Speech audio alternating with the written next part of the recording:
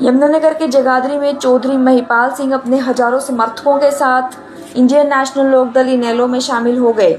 इनेलो नेता अभय सिंह चौटाला ने उनका पार्टी में स्वागत किया। इसी मौके पर अभय चौटाला ने जेजेपी, कांग्रेस और बीजेपी पर निशाना साधा। उन्होंने कहा कि हरियाणा में लोगों का रुझान लगातार इनेलो की ओर बढ़ रहा है और कई नेता पार्टी में शामिल हो रहे हैं। उन्होंने दावा किया है कि आगामी चुनावों में यमुनानगर की सभी विधानसभा सीटों पर इनेलो मजबूत स्थिति में रहेगी। राज्यसभा चुनाव और कांग्रेस की स्थिति पर भी उन्होंने सवाल उठाते हुए कहा कि अगले चुनाव से पहले कांग्रेस के कई विधायक पार्टी छोड़ सकते हैं।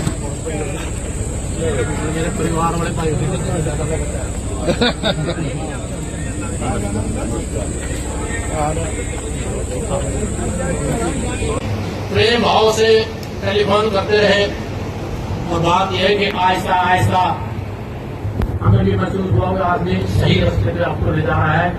देख सकते हैं उनका स्वागत ही बहुत ज्यादा हम तो साथ ही रही हुआ कि पिछले 1.5 वर्ष में जब से बीजेपी तीसरी बार सत्ता में आई है, रोज ऐसे फैसले लेती है जिससे आम आदमी परेशान हो जाता है। चाहे वो किसान की फसल की खरीद के दौरान के फैसले थे, चाहे बच्चों को रोजगार देने के मामले में भेदभाव था, चाहे बुजुर्गों की पेंशन काटी जा रही थी, 14 लाख से ज्यादा पीले कार्ड काट दिए गए और यहां तक कि पिछले 1.5 साल में 1 साल में 25% महंगाई बढ़ी है। इस महंगाई बढ़ने से आपकी तो जेब पे डाके डले। अंबानी और अडानी जैसे लोगों को लाखों लाखों करोड़ रुपए का एक दिन में फायदा हुआ है। ये जो पेट्रोल और डीजल के दाम 4 बार बढ़े, आप उन दिनों के अखबार देखो, जैसे ही लाखों करोड़ लीटर जो है, बैरल जो है डीजल और पेट्रोल के, अंबानी और अडानी के जो तेल के कारखाने हैं, जिन्हें रिफाइनरियां कहते हैं, जब ईरान के रास्ते से इंडिया में पहुंच गए, जब उनकी रिफाइनरी पे आकर के खड़े हो गए, तो उसी दौरान रातों रात 2-2-2.5 रुपए रेट बढ़ा दिए थे। 2-2 रुपए लीटर का रेट बढ़ाने का मतलब था कि उनको 2-2 लाख करोड़ रुपए का फायदा पहुंचा। पिछले 10 दिनों के अंदर, 1 महीने के अंदर 15 लाख करोड़ रुपए से ज्यादा का फायदा अंबानी और अडानी को भारतीय सरकार ने, मोदी जी ने करवाया। ये बात भी करती है, नुकसान आपका हुआ है। इस महंगाई को लेकर के भी लोगों में बहुत रोष था, बहुत गुस्सा था। हमने पिछले 1 जून को ही पूरे प्रदेश के अंदर महंगाई के खिलाफ ज्ञापन सौंपे थे, प्रदर्शन किया था। मैं बधाई देता हूं यमुनानगर के साथियों को भी, यहां भी हजारों की संख्या में इकट्ठे होकर के आपने महंगाई के खिलाफ लड़ाई लड़ने का काम किया। अब एक गांव से वाकफ है, आपको शहर और कस्बों के एक वार्ड का पता है कि कौन व्यक्ति किस वक्त हमारे साथ खड़ा था। आज वो अगर कहीं दूसरी पार्टी में है, दिल नहीं लग रहा उसका वहां पे, मजबूरी है, मन भई मन फिर आपके साथ है। लेकिन आप उनसे संपर्क करो और संपर्क करके उन साथियों को फिर से अपने साथ जोड़ो। जहां मेरी जरूरत समझो मुझे बुलाओ, जहां मायना साहब इनके माजा साहब की जरूरत समझो इनको बुलाओ। जिस भी पुराने साथी के घर पे जाकर के उसको मना करके लेकर के आना, उसको मिलवाना आपकी जिम्मेवारी है, मना करके लेकर के आना हमारा काम है। आप इस काम में आगे बढ़ो। फिर से यमुनानगर के जिला के सारे लोग, इसलिए आज हमारी पार्टी के प्रति लोगों का विश्वास बढ़ रहा है। कांग्रेस का असली चेहरा सामने आ गया। इस राज्यसभा के चुनाव में तो कांग्रेस पूर्ण रूप से नंगी होगी। किस तरह से आपने इनकी नोट नहीं करी होगी। शिमला में जब इनके विधायक थे और शिमला से उसमें जेल में खाना खिलाने लेकर के गए थे, तो एक तस्वीर छपी थी अखबार में, 3 नंबर टी शर्ट, 2 लोगों ने टी शर्ट पहनी आज के अखबारों में, और सतीश नांदल का भी 3रा नंबर था।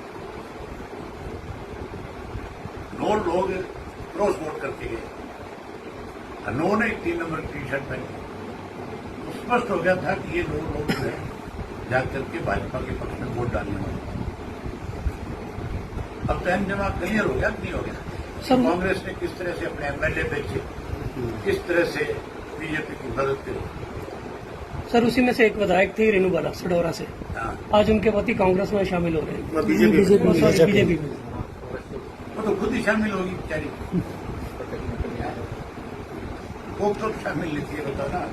नहीं शामिल तो थी, लेकिन आज एक बात बताता हूँ आपको, वो जिस दिन क्रॉस वोट करके आई उसी दिन उसने एसपी को फोन कर दिया आपको, और एसपी को फोन करके कहा फलाने थानेदार को फलाने थाने में लगा दे, फलाने थानेदार को फलाने थाने में लगा दे। अभी अगला जब चुनाव होगा ना 2028 में, तो कांग्रेस का मेरे ख्याल से कोई 5-7 बचेंगे, बाकी सारे बीजेपी में चले जाएंगे, वही नहीं बचेंगे।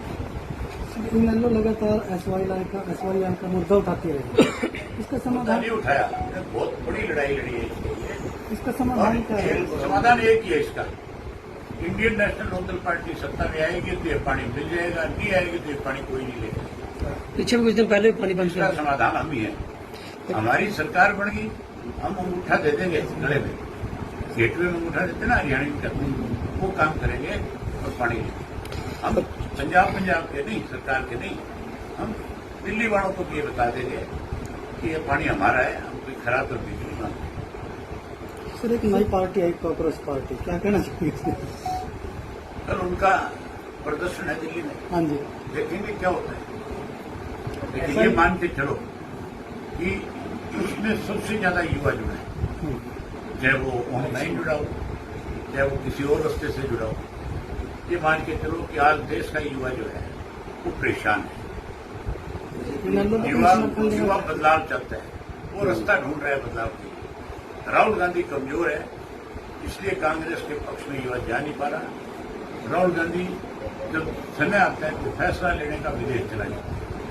सर एसआईआर लेके क्या मुझसे है एसआईआर को लेकर बीजेपी की क्या? यहाँ तो जितने एफआईआर में निकलेंगे, बीजेपी ने जो कार से ला करके बिठा रखी है, तुम्हारे डीसी के ऑफिस पे चले जाओ, एसडीएम के चले जाओ, एसपी के चले जाओ, वहां साइक लगा रखी है, बार क्या नहीं है, पहले तो उनकी रान काटनी चाहिए। हमारे तो पब्लिक सर्विस कमीशन का चेयरमैन भी बाहर से ला के बैठा, उसकी रान काटनी चाहिए, उसको बाहर निकालना चाहिए। यहाँ तो